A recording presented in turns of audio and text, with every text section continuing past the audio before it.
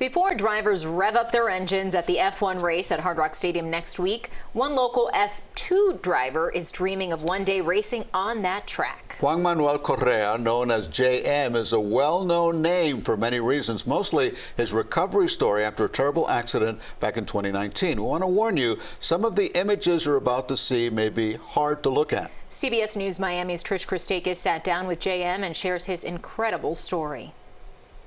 Well, it's coming up on 4 years since the accident, and he's looking to continue his comeback story this season at F2. And this time around has a lot of meaning for him.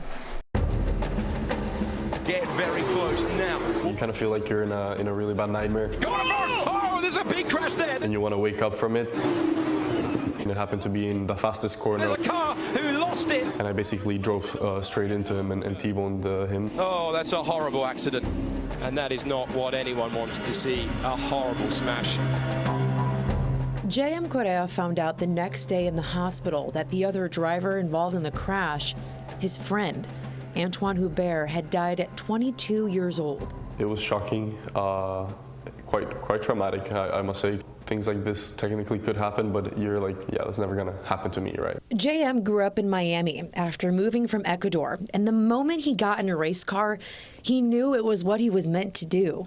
First helmet ever, when I started racing, 7 years old. His parents and biggest supporters created this beautiful room with all of his memorabilia, from the trophies to the race suits he wore. But some memories are more painful. This is the one from the accident in Formula 2. And you can actually see the blood from the legs. So a little bit grim. The accident changed him, but one thing that didn't change was his passion for the sport. Even after, many thought he wouldn't walk again, let alone race. From living this crazy life, traveling the world, to the next day you're in the hospital bed not knowing if you're gonna walk again. His road to recovery is unlike any story you've ever heard. He spent 2.5 months in the hospital trying to survive the 20 fractures in his legs and feet, a broken back, 2 weeks in an induced coma after his lungs collapsed.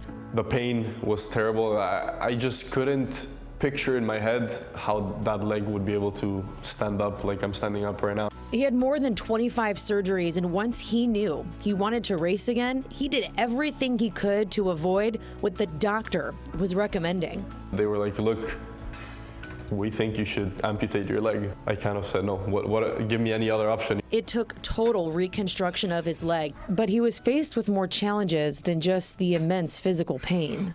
I was going to bed depressed, like, how am I even gonna do this? The physical recovery took around 2 years, but that was nothing compared to what was going on inside of his head.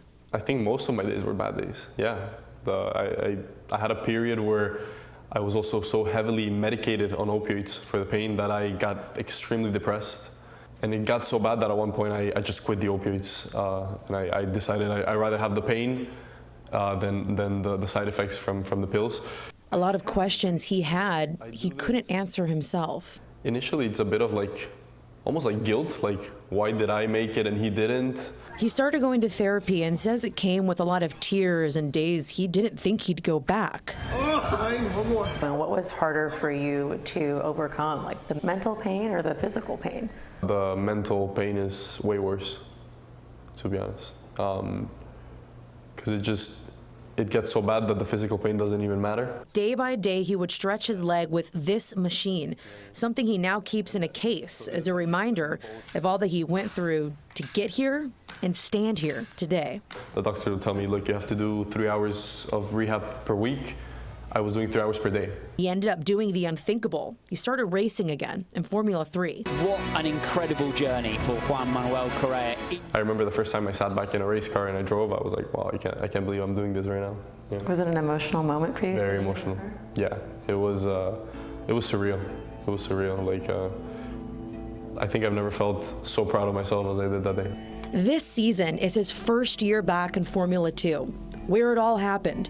There's nerves and excitement, but mostly a lot of pride and determination to make it to the ultimate goal, representing America as a Formula 1 driver. It would be the realization of a dream, being where I think I belong to be. And when times get tough, he knows that this is what his friend, Antoine Hubert, would want for him. I found a little bit of a purpose in the fact that, okay, I think this is what he would have wanted for me. If the roles would have been reversed, I would have wanted him to get back to racing and kind of carry the torch for both of us. Wow, that was Trish Christakis reporting. What incredible story of survival.